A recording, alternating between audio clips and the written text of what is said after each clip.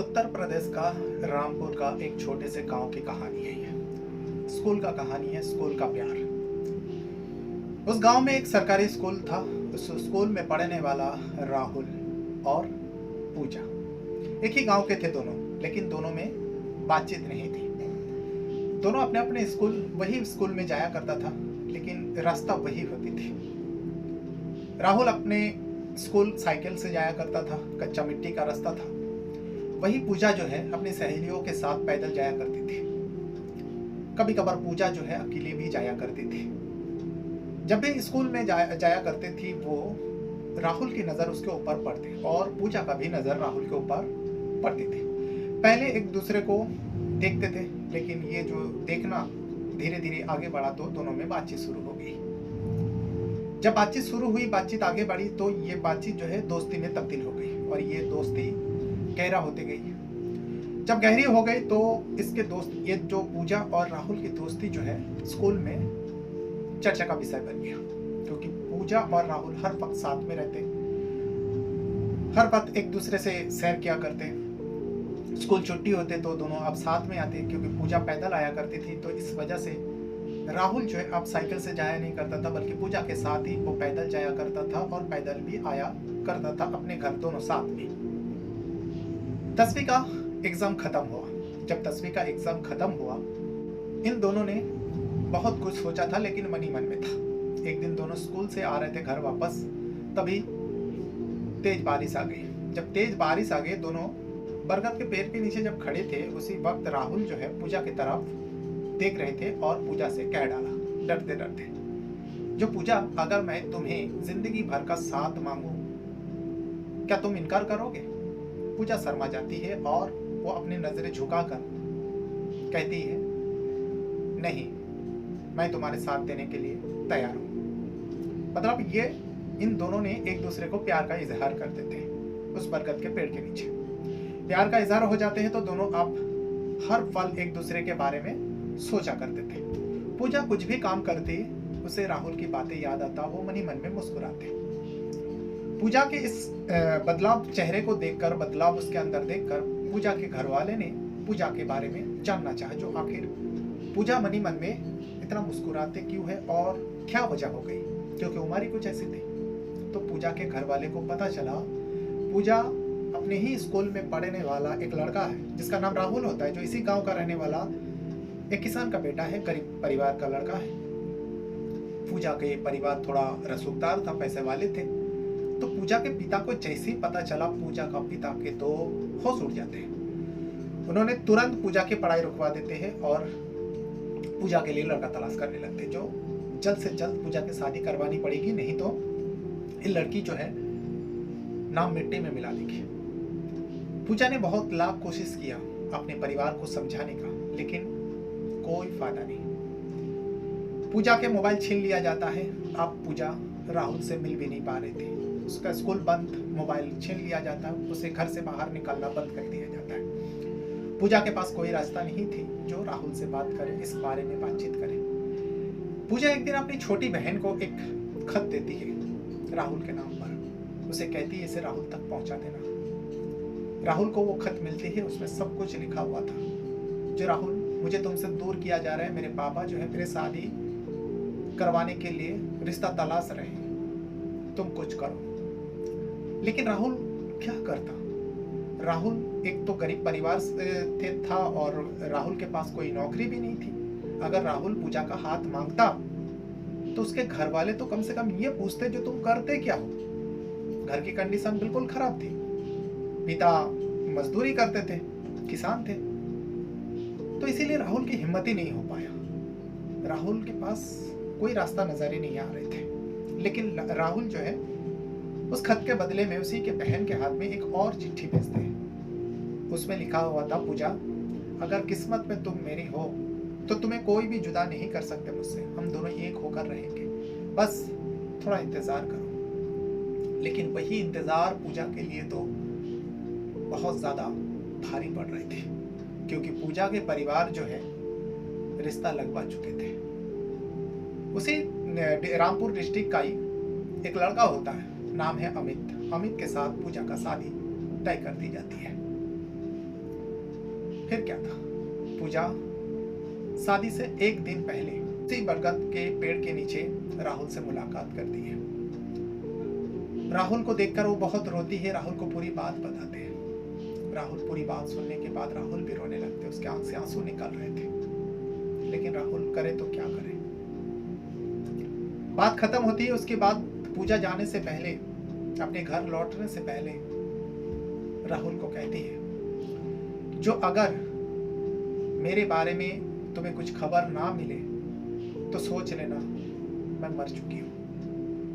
पूजा उसे ये कहकर जाने लगती है, लेकिन राहुल उसे कहते हैं, जो पूजा गलती से भी कुछ गलत कदम मत उठाना, तुम्हें हमारी प्यार की कसम दे देते हैं। पूजा वहां से घर आते हैं। दूसरा ही दिन अमित के साथ पूजा की शादी हो जाती है। यहाँ राहुल उस दिन शादी के समारोह में गए हुए थे, अपने प्यार को किसी की दुल्हन के रूप में वो देख रहे थे। राहुल का सीना छल्ली हो रहे थे, उसके दिल के टुकड़े हो गए थे, लेकिन वो किसी को कह भी नहीं पा रहे थे। बस दिल ही दिल में रोते हैं और अपने प्यार को किसी और के घर में जाते हुए देखते हैं।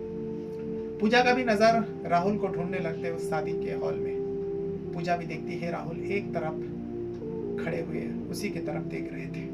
पूजा भी उसके तरफ देखती है और रो देती है। किसी को कुछ फर्क ही नहीं पड़ा पूजा के बारे में, पूजा को लेकर। फिर पूजा वहां से विदा हो जाते अपने पिता के घर से।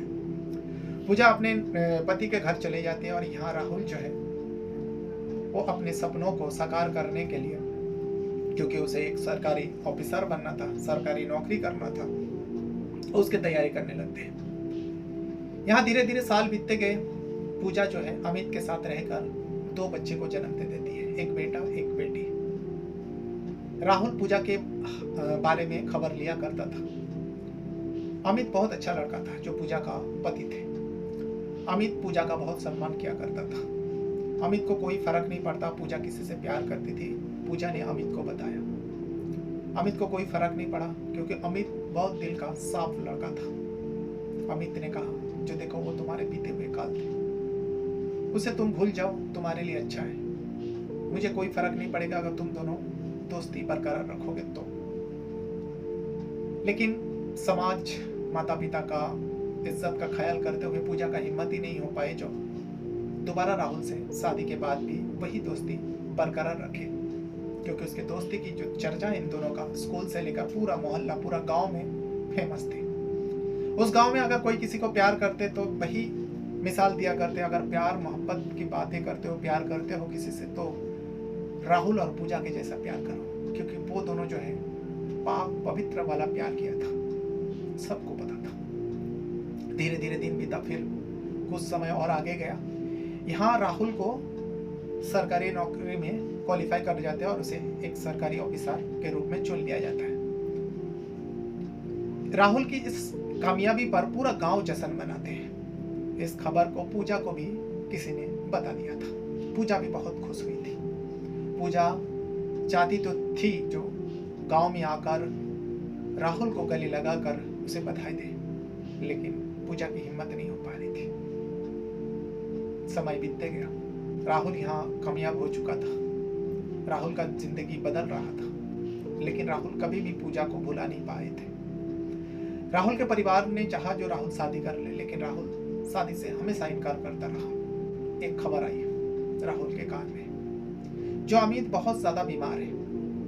इतना ज्यादा बीमार है कि पूजा जो है अपने पति का इलाज करवाने के लिए अपने सारे जेवर बेच देती है, जमीन गिरवी रखते हैं, फिर भी अमित का बीमारी पर कोई सुधार नहीं है। अब पूजा के पास खोटी कोड़ी नहीं बची थी। जैसे ये खबर राहुल को मिली, राहुल अंदर ही अंदर बगैर पूजा से मिले, बगैर पूजा को बताए अमित का खर्च में इलाज का खर्चा उठा रहा था, अस्पताल का बिल पे कर रहा था। और फिर यहाँ पर जो पूजा के छोटे छोटे बच्चे स्कूल में पढ़ते थे, स्कूल का भी फीस दिया करता था। एक दिन पूजा को इसके बारे में पता चला और अमित से मुलाकात किया। अमित का शुक्रिया अदा किया।